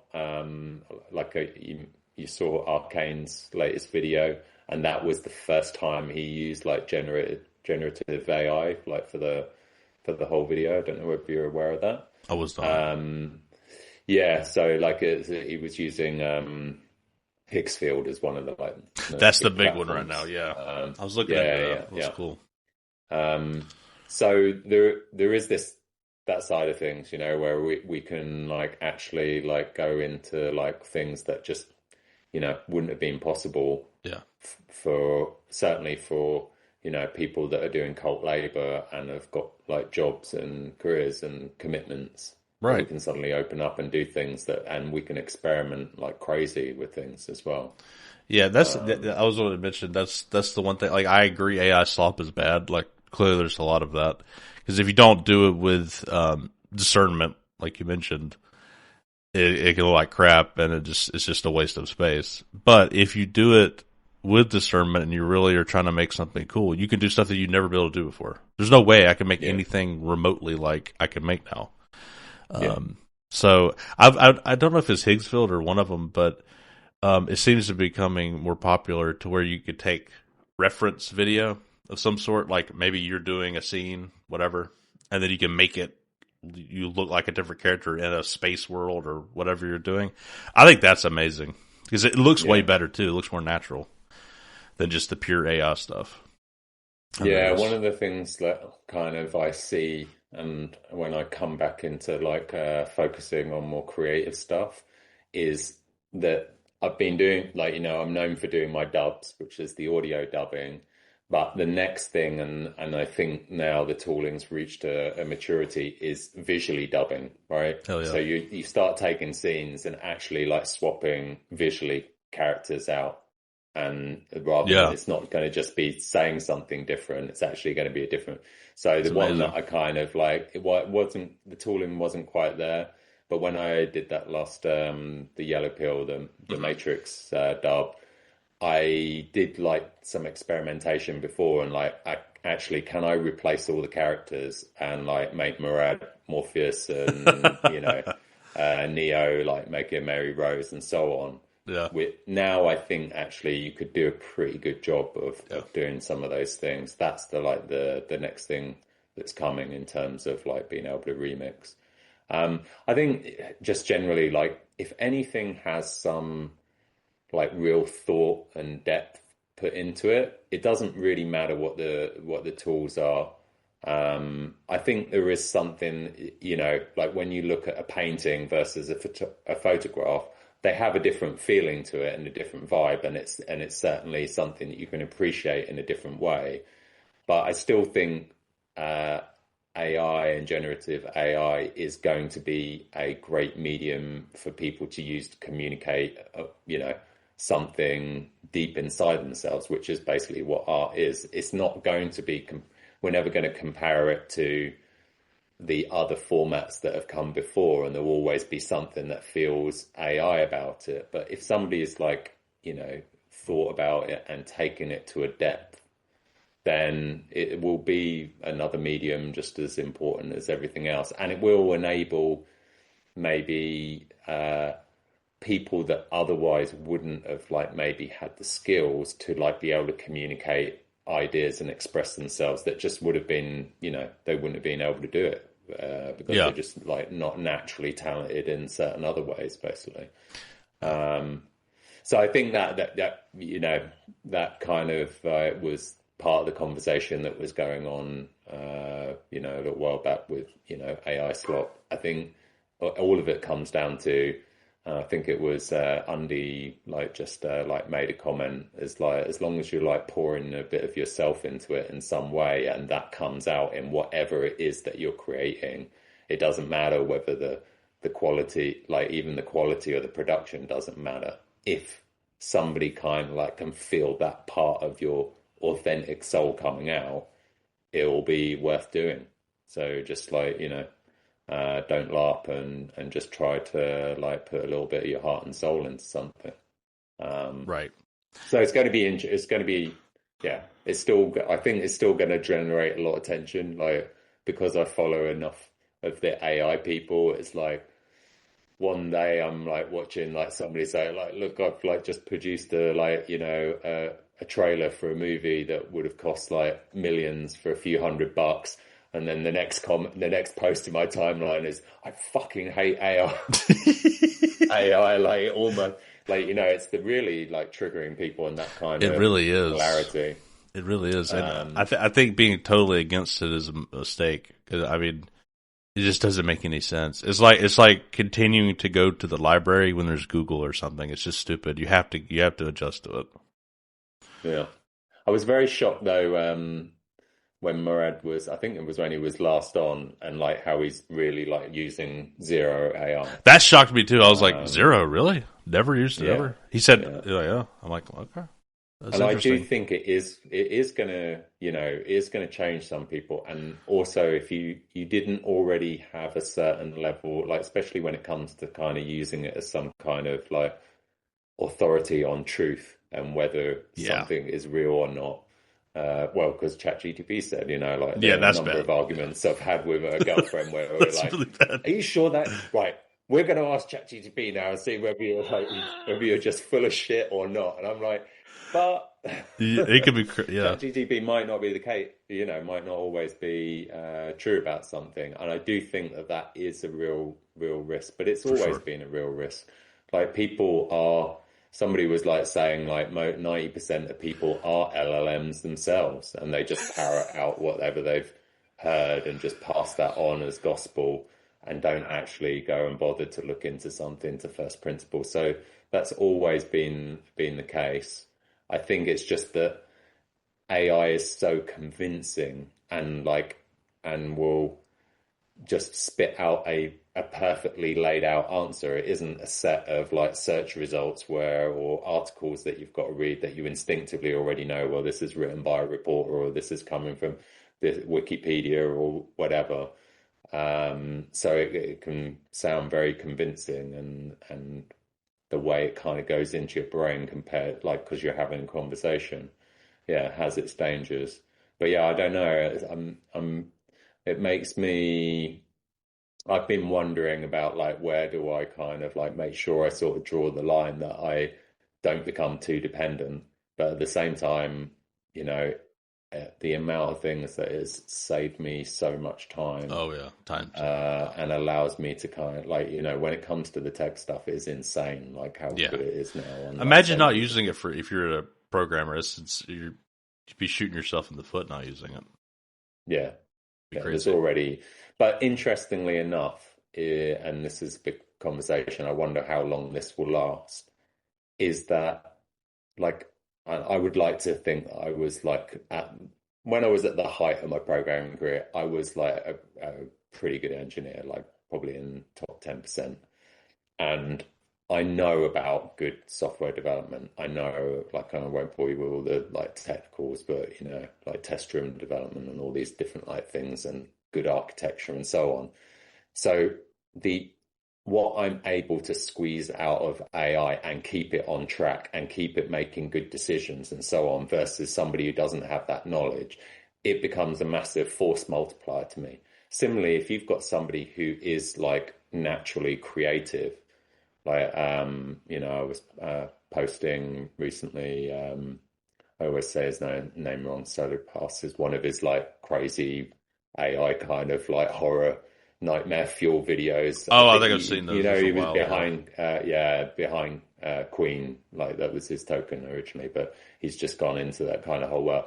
Like he has got a naturally like creative brain that I don't know where he gets his ideas from, and he's able to bring them to life with AI. It's amazing. Yeah. You couldn't teach me. You couldn't teach me that. Like I Right. can. There's certain things that I have a little bit of a talent for, but it's same. Like I like Arcane when he was talking when he was doing the first gen AI video and he was having a chat, and it was like, oh, I don't know whether people are going to like it, and I was like, dude. Like, I'm sure it's going to be amazing, and it was, right? Because he's just got a knack for it, as like a lot of like creators do. So for the people that are really already have certain domain expertise, certain like skills and so on, it can just amplify them massively.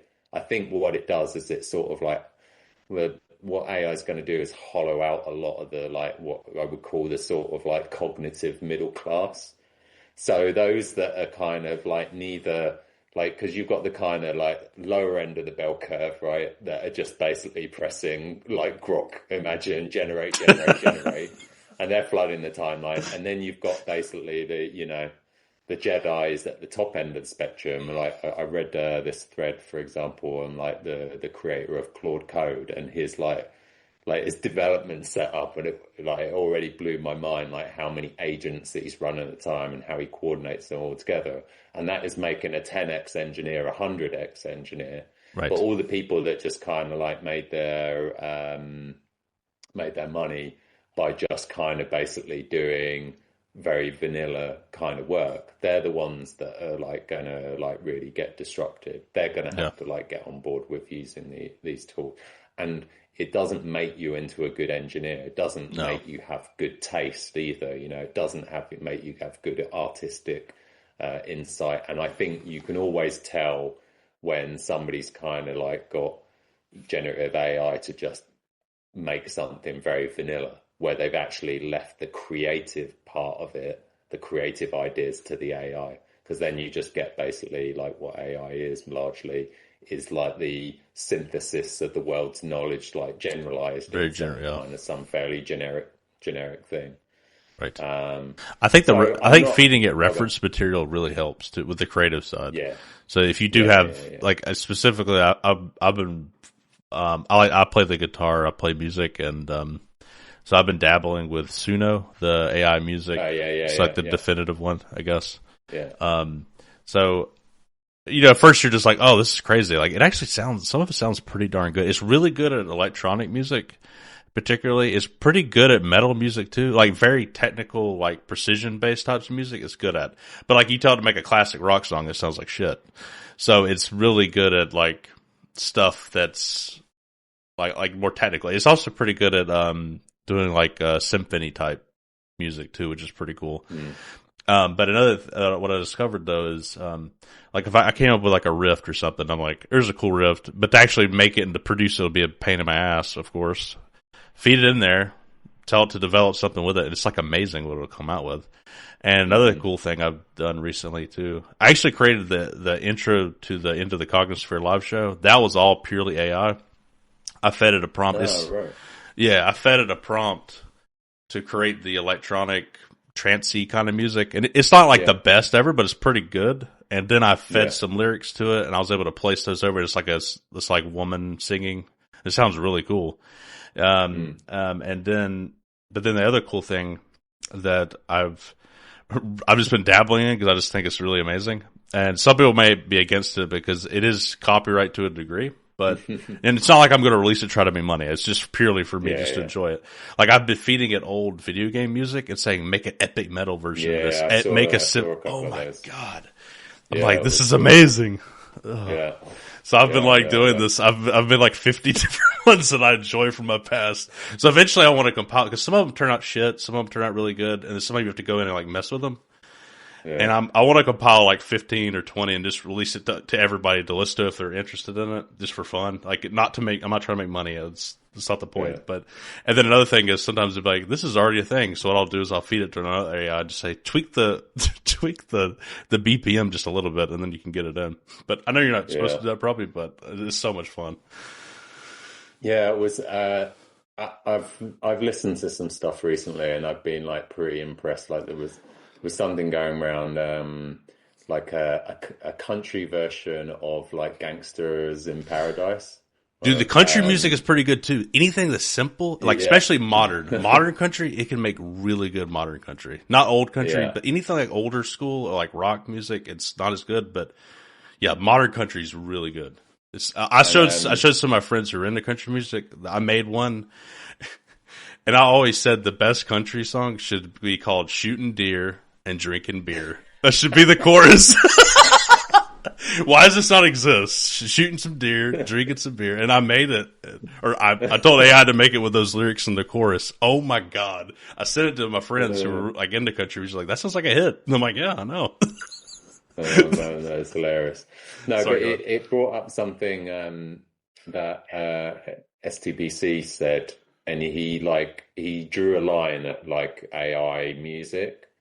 Because he kind of like his point was essentially that, and I kind of actually agree with this as somebody who's like super passionate about music is the purest like form of like communicating something from your soul. Sure. And like using AI to kind of like, like to trespass on that and remix artists and all the rest of it. And yeah, like that is when he wrote that, it really kind of did resonate with me on some level. But I have heard some like amazing stuff now, and I intend to use it actually because I did a video a little while back,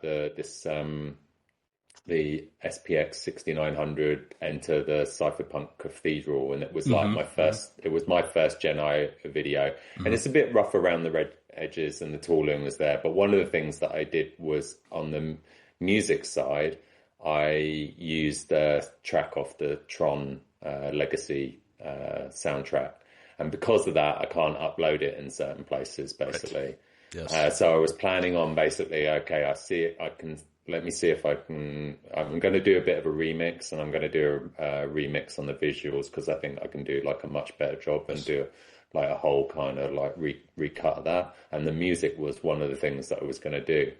As much as I like, you know, Daft Punk, some heroes. So it's definitely like one of those things that part of me is like, yeah, music, like, and you know, I have some amazing musician friends as well, and the AI will never replace some of that. But then some of these kind of like remix kind of things that they come up with are like just fun as well. Yeah, it's just fun. And pretty cool, and like I bring back some like good memories. Like that when you did you know, I was such in my misspent youth when I was a teenager, I was such a somebody like massively into like computer games and stuff, and I was like thinking of all of these like classic sort of like 8-bit, 16-bit soundtracks that would like when you start posting them.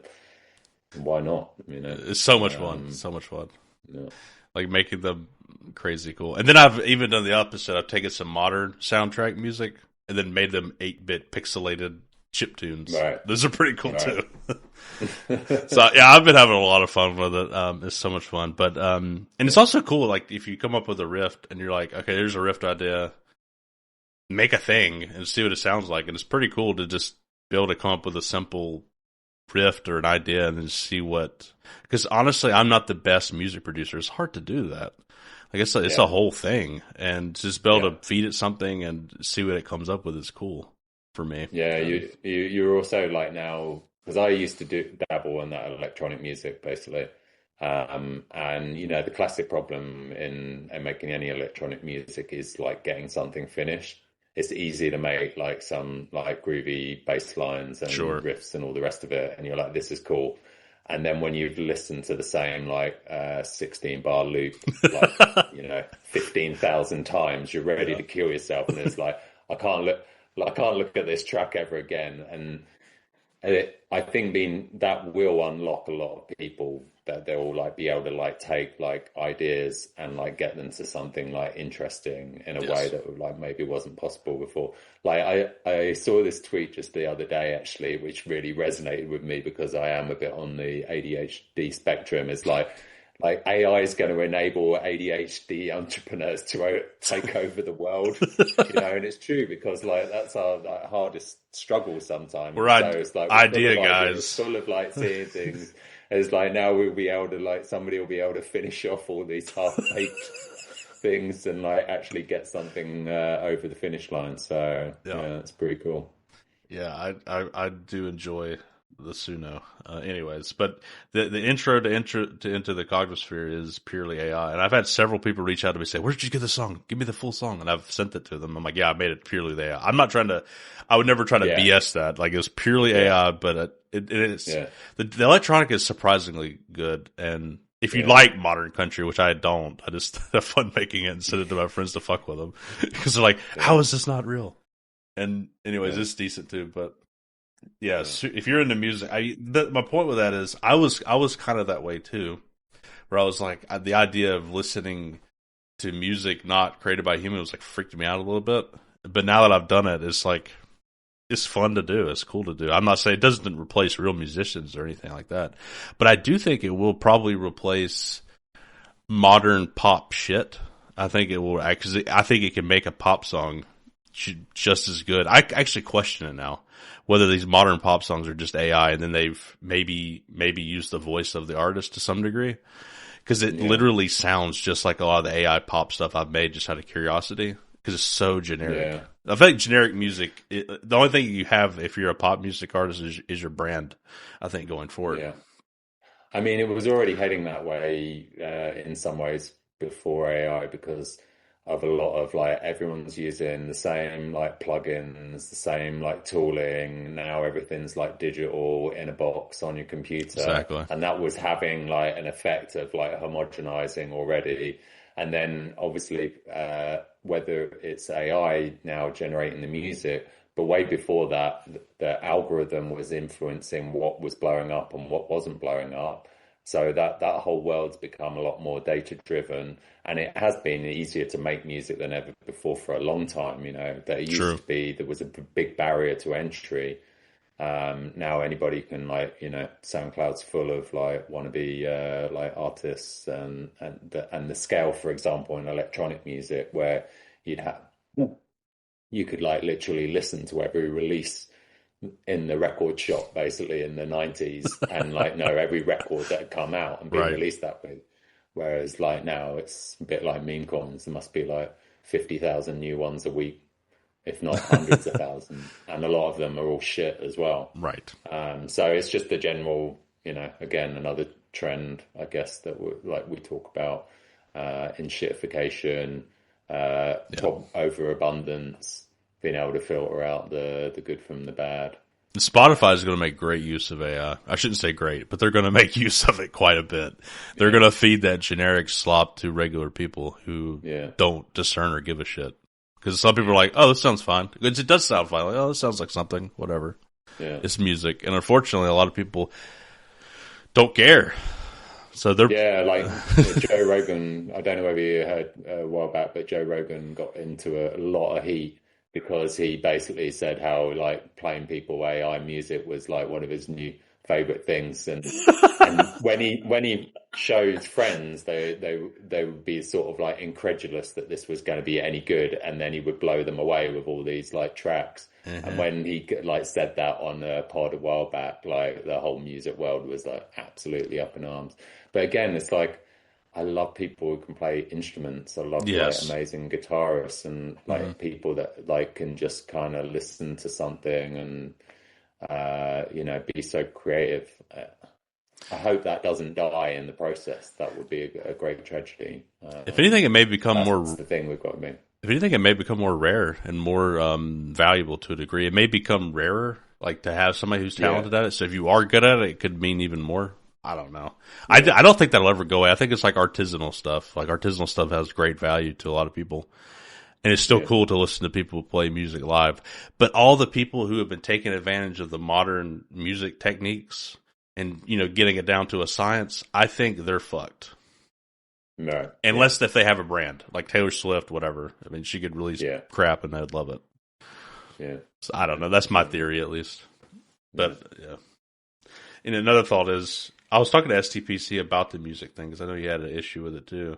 And I said the cool thing about it is if it's if you're trying to make just a vibe thing, you could do that and you don't have any copyright issues, like you'd mentioned. So that's the other plus side to it.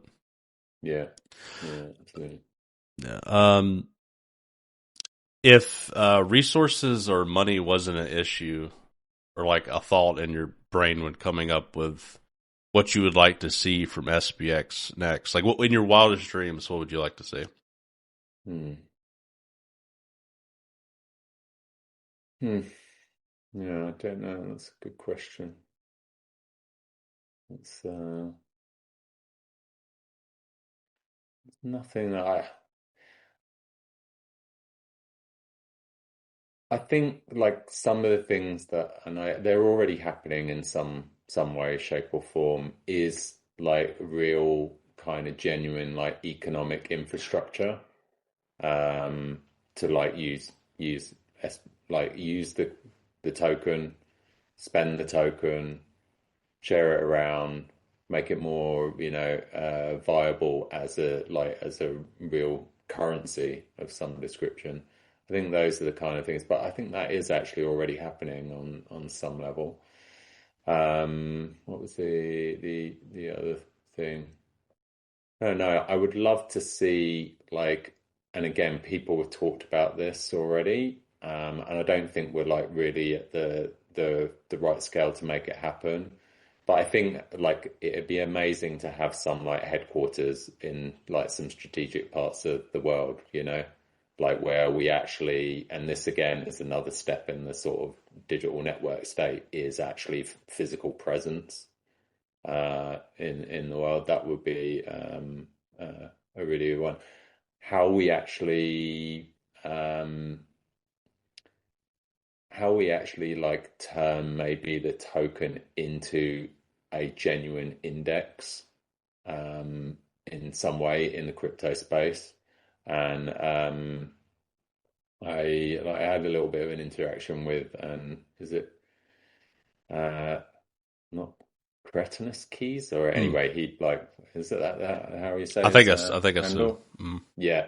And you know, he's been trying to like create all these like liquidity pools, and I feel like against SPX, and I do feel like there is something in there, even though I kind of like had a little bit of like, well, like don't want to just sort of like spread all of our kind of like liquidity out into like projects that I don't really believe in some way, or like question sort of like their motivations. But I do feel like there's still something to be sort of exploited there, like where we can actually become a umbrella of some sorts of other like sub communities. Like if you think about like where SPX could go in time, that maybe actually it does kind of start becoming a more fractal thing where there are lots of different subcultures, sub communities, and if there was a way to do that, where we could do that on chain, where we could pull resources in a way that like allowed the one big universal kind of token to like become many sub tokens underneath, that would also be interesting. I don't know. Like, what I'm curious actually to know what your answer to like. Is there anything that like your ultimate dreams? An SPX music festival. Ah, yeah. It would I've just be fun. definitely that I can already see happening. You know, I Eventually, almost yeah. thought like I one of the things that, and I don't want it to be the same, because I have actually kind of like mixed feelings about it, but if we really like go on the trajectory that we're like building towards, then something like a Burning Man like equivalent for SPX could happen. I think that's like, you can see how there is a lot of parallels actually. If you like really look at like the core origins of like Burning Man, which I think are actually very cool, which is basically like, you know, this like decentralized, like self-organizing city in the desert that like comes together for a while. There are a lot of things actually that we'd be very aligned with. I think, unfortunately, as like something like as things often get, like something that like had all the like these amazing people and amazing artists and amazing creatives, then became so big and so huge, even though I think they still do, like from what I gather from my friends who are sort of like big into that, they do a pretty good job of trying to rein it in, but it has ended up being commercialized in some ways, and now I think a lot of the people that go there don't go there in the spirit of the original ideas behind it, even if I think the camps themselves are still probably for the most part pretty aligned. So that I could definitely see that happening for us if we achieve scale, and I think these conferences that we're doing are definitely a big step in that direction. Because one of the things that I would like, I don't, you won't know some of these festivals in the UK, but there are kind of like, let's say, things that have got a lot of burner vibes, but are a bit more sort of like in the lush green sort of like nature, and they like have things like where there are like one of my friends used to run one of the streams at this festival called the Secret Garden. I think it Mm. was Secret Garden Party. Mm. And they used to have the forum, and he hosted all these amazing speakers in the forum. So rather than like a festival that was purely music, Yeah. like they had lots of different elements. Music was like a big driver, but they had all these, like it was a big playground to explore a lot of different things. And again, that's kind of like, That'd be what amazing. Burning Man has a lot of that. Yeah. And that is one of the things that I think it's good that we're doing these kind of events that are like more, in urbanized areas. But I would love to like see us like the in real life stuff. Like for me, like the ultimate is like in real life in nature Yeah. with like a bunch of like amazing human beings, and I hope we can do something like that at some point in the future. That would be pretty cool. No, agreed. I think as we grow and scale, I mean, imagine SPX at $100, much more resources we'll have to play Yeah. around with, but do a lot more with that. So I think it's like growing pains. It's just natural how it's going. But That It actually also, does like lead me on to a little thought that I thought I might kind of like discuss a little bit. go for it. Because like if we do get to those kind of valuations, like it's obviously going to print like a lot of millionaires in this community without a shadow of a doubt. And one of the things that I've been thinking about is, and somebody said this, I can't remember who said it now, but it was kind of like, if that happens, there are a lot of good people in SPX that will do a lot of good things with those resources. And it has been something that's like I've started to think about a little bit myself. And especially when I kind of set up my DCA for it's now their funds that I've like exclusively put into like Cognisphere kind of stuff. Basically, it's not Sure. going back into my pocket. And I do think that is something that we need to start taking seriously at some point, because what we are asking, like why people investing into the community is, I don't want to use the term Ponzi, but a lot of people have that view of Bitcoin, right? It is a Sure. transfer of wealth from one group of people to another. And I ultimately want to get where we're extracting wealth out of that very old, decrepit system that we call the stock market, and all the terrible things that I think that we kind of like instinctively rally against, and it symbolizes for us. But at some point we need to like consider like, well, why are we going to like drive some of that like wealth towards beyond just our own enrichment? Right. Because I do think that is where Bitcoin to some degree has failed. Yeah. It made a lot of people wealthy. There was a big transfer of wealth, but how much have Bitcoiners done that has been like really good for the world? There are some like, I think, sort of like notable Yeah. people, but I think because one of SPX's kind of big things, I think if you had to say what I think its biggest innovation is, it is the moral innovation. It is the counterculture to crypto culture in terms of like, being kind is gangster, like doing like good for the world, good people coming together in opposition to all the like fucking, extraction, corruption, and like scamming that like, which has reached a peak, I think, in crypto. So I think at some point we kind of like, if we do start to like grow really big, and I am sure that people will, and I see it, and I know enough of the people that will do good things, but it is something that we probably need to kind of like, we are actually trying to like not just protest against the old system, but we are trying to like run experiments of building new systems and proving that it can be done. So I've been in the, let's just call it, in a lot of those conversations in what they call like the regenerative kind of like movement, and the, like more, maybe the more sort of wellness spiritual side, the environmental side. And I know a lot of people in that space, and that's always what they say is like, we know the old systems are no longer fit for purpose. They're going to shit. They can't be fixed. The only thing that we can do is start preparing for their inevitable collapse. Yeah. And building new ones that are like more aligned. I do think that's something that we have to, at some point, it may be too early now, but in the future we will have to start taking that seriously. That's why I think we need some of like the formalization of our like economic like circular economy within SPX to encourage that. I don't know how much we like do that with. I don't see it as necessarily tokenomics necessarily, because I don't know how much we could actually like change like what SPX is as a token. But I do think from a sort of social kind of point of view, we can go down that path. So that is like, that might be that's definitely like a lofty goal, is like, okay, we've managed to gather enough good people that are aligned enough and now have the resources that they can actually start putting change into action in meaningful ways, whether that's at an individual level or whether that's at a collective level.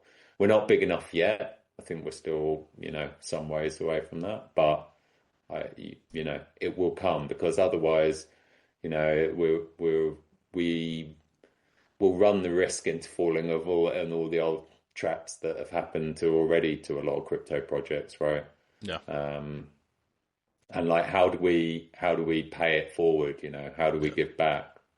It's like something that that's why this, what's his name? I just got his account up. Hilton Visions project, where we're doing where we're binding SPX to things. Yes. I can see like how that could like work on like a lot of levels basically in the future, not just for art, but like how we're sort of like binding SPX towards like actually, doing stuff that has like an impact in the world in a positive way. Yeah, I agree. I do think those are good goals. I think we have the memetics to make it a higher probability of happening if we succeed. I think Bitcoin was always like rugged individualism. That sovereign individual is not as much collective kind of mindset, I would say. So I think we've got the memetics to, I think, raise the probability of that happening. But I do think that's a good thing. My mind goes to, as we get bigger, it's just like bigger and cooler shit we're doing for the coin, which is, you could argue is selfish to some degree, because you could argue it's just pumping your bag. But I'm really just thinking about, for the community's sake, I'm focused on that. I just think it'd be so cool. It's just to be amazing to put on even cooler events, even bigger things that we can think of that we can conceive of doing right now. I just think that would be awesome. Yeah. But also having that idea of helping others and paying it forward, I think, is definitely important and needs to be there. Yeah. I mean, like, have you ever heard this sort of idea that, I can't remember who said it now, but it's something along the lines of, like, he says, at the family level, I'm a communist, and at the like world geo level, I'm like an absolute hardcore libertarian. Basically. Yeah, I've heard that before. I can't remember who said it. Yeah. And you can see at like every level, like, and then sort of like maybe at the town level, I'm more socialist, right? Right. And it kind of builds up that way. Well, you're right. Like Bitcoin, like its goal almost was to be that global level. And in some ways, I don't think it should have had a very strong, like, moral, like, aspect. Fair. We needed the rails to build on. And I think it's been really good, actually, reading a lot of what Vitalik has been posting about Ethereum recently. I don't know whether you've been catching some of his I've read some of it, yep. But he's basically being kind of like saying, like, what was the, like, original goals of Ethereum, and a lot of like what we were trying to build. So we had this, this platform to build on, and the core ideas about it. So we are one step down from that. So like we are then like having an opinion on some things that like go beyond those base layers. And that is, like, I think a big part of like why, SPX has value, is because it has opinion on that. And it's okay to be somewhat like prioritize your own country over other countries, because we've like all decided to live here in SPX land, and that's okay. But at the same time, it's like we need to recognize, like, okay, we want to over time like pull resources in, but then we also want to use those resources and not just like make a small group of people very wealthy, and just so that they can kind of like exit the system and just like watch on the sidelines. I think if we are to live up to some of our moral innovation, it needs to be a bit more than that. Can't just be the kind of like, the Bitcoin scenario. Yeah, we want active participants even when the wealth is created. We don't want that to be like, okay, see ya. That doesn't make it won't sustain itself anyways if that did happen. So yeah, absolutely. I think that is it's also a risk. That's kind of why I bring it up. It's like definitely. It's important when we go through that, and like maybe we have to start talking about it sooner than later to ensure that if we do go through the growth that we are aiming for, that we kind of like hold like true to some of our ideals. Yep, totally agree. Totally agree. Did you have any other topics or any final thoughts you'd like to bring up? Mm, no, I don't. I think probably covered everything that I. Yeah, we touched a lot on the AI stuff. No, I guess I mean, some sort of closing kind of thoughts is that I am really encouraged by everything that I have been seeing that's been happening over the last 6 months since we last spoke. It's been amazing to see lots of new Aeons as well sort of establish themselves in the community and to build up a profile. One thing that actually maybe I was really thinking about recently is, are we still attracting new artists into the community? And I think that is something that I have actually seen happening when I was kind of worried, are we a place that's still inspiring to that particular Yeah, demographic? Because I right. think those people are essential. That was maybe something that I wanted to talk about actually. Maybe we can touch on it briefly. Yeah, go for it. Was about who we're appealing to as well, and and particularly in the sort of generational kind of buckets in terms of Gen Z through to what I am one of the unks of SPX for sure. And that I think it's really important to recognize that all of those generations. I think we are kind of boomers are out for the most part, and we're sort of Gen X all the way through to Gen Z, and that we have to be really mindful that we have faces to all of those demos, and also what their kind of real underlying needs are. Because it came up on a Spaces conversation when we were talking about Amsterdam for the first time with Jesse, and he was sort of talking about we're a $500 million company now, and we need to have a certain level of professionalism and the way that we present ourselves, and we can't just sort of talk about vibes and and post our schizo kind of videos. I disagree, right? but go ahead. I wasn't on this space. No, but yeah, so it did get a bit of a heated discussion. And and I actually sort of one of the things that I brought up was we actually do have to be really careful that we don't corporatize or get pushed into the sort of certain labels where like I said, actually we want to make sure that we still have enough edginess to appeal to the younger generations. And sometimes I'm looking at actually what is our sort of average age range and who are our kind of figureheads. And I think it's really important to have a good mixture of people and be mindful of it as well in terms of the way that we create content, in the terms of the way that we communicate. We have to have something for everyone, because I do think ultimate success is being multi-generational. So Sure. the thing that will make us go viral, I think, and really become something that becomes a craze, is likely to be down the younger demographic. And the thing that will bring in all the money and resources are the people that are in the older demographic, right? So making sure that all sides of SPX are healthy and have representation and have faces associated with them are really important. And we shouldn't sort of yeah. The discussion a while back was sort of how do we avoid becoming mid? That is kind of a good frame for me. Yeah. And especially being seen that way by certain people, certain demographics. So so generally what I see is all really good. And I think it's interesting. Probably when we talk whatever, 6 months It was in ago. July, yeah. Yeah, July.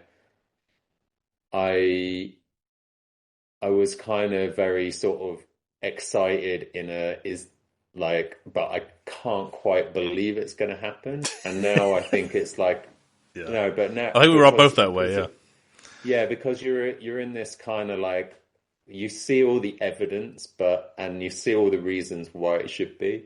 But now I feel like a lot more grounded where we are right now, but actually like more confident of like our like trajectory, in a way that I like perhaps didn't.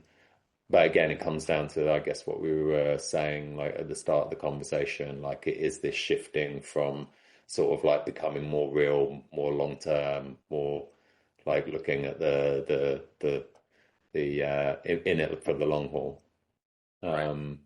So yeah, and yeah, I just kind of like probably want to say just like thank you to everyone that like works in the community, on every level. I like value, like there's so many people, and I'm not gonna like attempt to like name it, but that's like one of the things that keeps getting us into trouble.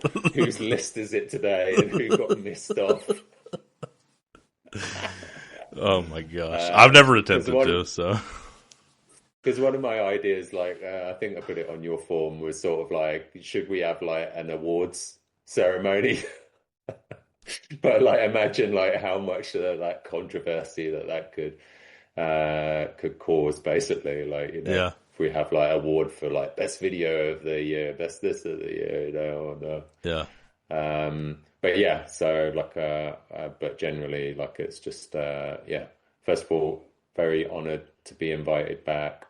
Of course. Very honored to be in the community more broadly. Yeah, it's always very special, to any of the interactions that I have with Aeons generally. So, Awesome. Yeah. Well, yeah, definitely appreciate you coming on to sharing all your thoughts and going through all the topics we discussed. I'm looking forward to seeing the conference in Amsterdam. I think it's going to be amazing. If you're able to come to Greenville, I know that would be awesome, and you'll certainly be a part of that in some form.